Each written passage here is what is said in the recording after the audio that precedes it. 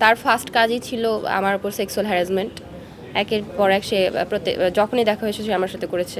তার সাথে যখন আমার চ্যাটিং হতো বা আমি বলতাম যে আমরা এরকম করে তো সম্পর্ক আসলে হয় না, তখন সে বলতো যে না আপনি যা বলবেন আমি তাই শুনবো, বা একটা নর্মাল সম্পর্ক যেরকম যায় তার বাসা পর্যন্ত নিয়ে আসার আগ পর্যন্ত আমি যা যাই বলি সে তাতেই রাজি।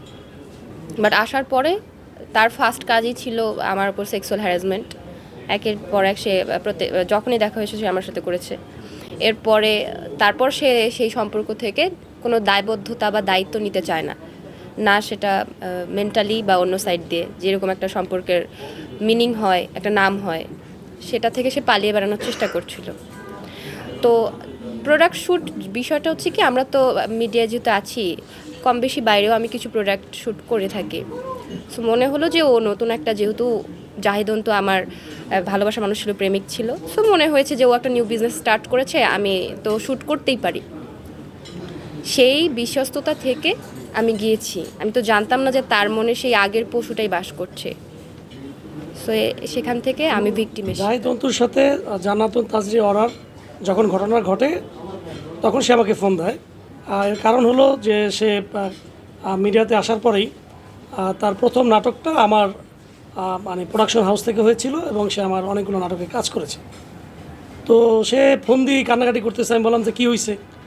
তো আমি যেহেতু জানি একটু যে ওদের সাথে একটা রিলেশনের ব্যাপার আছে, তা আমি মনে করছি হয়তো নর্মাল কোনো হাতাহাতি তো হইতেই পারে, আমি জিনিসটাকে অতটা বেশি গুরুত্ব দিইনি। তারপর সে যখন আমার সাথে দেখা করলো তখন দেখলাম যে মানে তার এখানে বিরাট একটা দাগ। আমি বললাম এত বড় দাগ কেন? আরে সে তো আমাকে মেরেই ফেলতো। আমি বললাম কী বলো, একটা মেয়ে তোমাকে মেরে ফেলবে সম্পর্কের ক্ষেত্রে যা কিছু হইতে পারে, যেন মেরে ফেলবে এটা কোনো কথা হইতে পারে? আচ্ছা ঠিক আছে তাহলে। তখন আমি আমাদের এক ডিরেক্টর ভাই মেহেদী হাসান মুকুল, ওরা একটু জানালাম যে মুকুল এটা কী করা যায়, যে আমাদের মিডিয়াতে তো এমনি ঝামেলা, একের পর এক নিউজ হচ্ছে, আমাদের মান ইজ্জত নিয়ে আসলে টানাটানি। তখন ও আবার একজন ওর পরিচিত সাংবাদিক ভাই, তাকে নিয়ে ও আসলো। আসার পরে আমরা হলো অন্তুর বাসায় যাই, যে অন্তুকে যদি পাই সামনাসামনি তার থেকে আসলে বিষয়টা জানার চেষ্টা করবো। কারণ সে যেটা বলেছে যে তার সাথে ওই যৌন নিপীড়নের যে ঘটনাটা বললো, যে আসলে কতটুকু সত্য সেটা আমরা মানে বিশেষ করে আমি চাইনি যে এটা আসলে আদালত পর্যন্ত করাক বা থানায় চলে যাক, একটু জানি সত্যতাটা, যে মিডিয়াটার বিষয়টাকে আমরা যদি সুষ্ঠু সমাধান আসলে কি হয়েছে না হয়েছে, যেহেতু তাদের একটা রিলেশন ছিল। তো পরে দেখলাম যে না, তারা ওই বাসায় থাকার পরও তারা ওই যে দারোয়ান যারা ছিল তারা এক ধরনের একটা সিন ক্রিয়েট করে যে না তারাই বাসায় নাই, এই নেই। এখন সে কিভাবে কি করবে, তখন এক ধরনের আসলে মানে আমরাও নিরুপায় হয়ে গেলাম। আমরা বললাম যে কী করণীয়, তখন তো আইনের আশ্রয় যেতে হয়। সে তখন আদালত থানায় গেল, গুলশান থানায় গিয়ে সে ওই ডায়েরিটা করলো এবং কুর্মিটোলা গিয়ে সে আবার চিকিৎসা নিল। যে দেখা গেল যে আসলেই সেটার একটা সত্যতা ওনারা পেয়েছে ডাক্তাররা, যে একে আঘাত করা হয়েছে এবং ওই ধরনের একটা এভিডেন্স তারা এক ধরনের পেয়েছে। সেই মর্মে একটা লিখিত দিল এবং ওই লিখিতর কারণেই আসলে গুলশান থানা সেই মামলাটা নিতে এক ধরনের তারা মানে নিতে নেয়। আর তখন ইতিমধ্যে আবার অন্তু আর তার ভাই আরও আরেকজন আছেন যে রবিন ভাই, তো এরা চলে আসলো। আসার পরে তো এই মামলা হলো। তো সেখানে থানায়ও আমরা চেষ্টা করেছিলাম যে এটাকে আসলে কি মীমাংসা করা যায় কি না, মানে যেহেতু নিজস্ব মিডিয়ার ব্যাপার অনেক কিছুরই তো মীমাংসা হয়। কিন্তু তারপরে তাকে আবার বললো যে ভাই যেহেতু ওরে 1 লক্ষ টাকা দেই, যেভাবে হোক এটাকে ম্যানেজ একটু করা হোক, 1 লক্ষ টাকা দেই।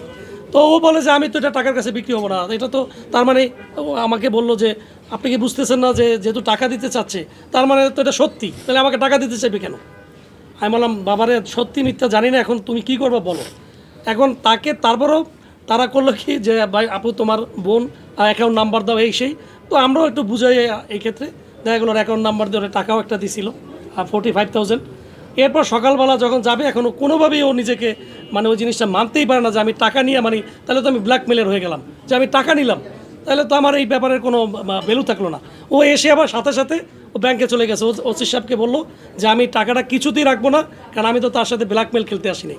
তখন সে ব্যাংকে গিয়ে টাকা উঠাইয়া এই যে আমায় আবার মোবাইলে ওসি সাহেব বললো যে আপনারা এটা যেহেতু উনি ব্যাংকের মাধ্যমে দিচ্ছে, ওই টাকা দিচ্ছে, আপনি এটা ভিডিও করে রাখেন, কারণ এটা তো এভিডেন্স টাকাটা নিল কিনা, হ্যাঁ ক্যাশ টাকাটা যে নিল কিনা। সে যখন ক্যাশ টাকাটা আবার তাকে দিল, সে একটু আমি যে ভিডিও ধরছি সে টাকা দিচ্ছিল, তখন সে আবার মানে সরে গেছে। এরপর আমি তাকে বললাম যে যেহেতু সে ভিডিওতে অল্প একটু আছে আর কি করার, তুমি টাকাটা তাকে দিয়ে দাও। তখন সে আবার মনে হয় তাকে আমাকে জিজ্ঞেস, আমি বললাম যে টাকাটা দেওয়া হয়েছে কিনা, সে বললো হ্যাঁ আমি টাকাটা ওনাকে দিয়ে দিছি।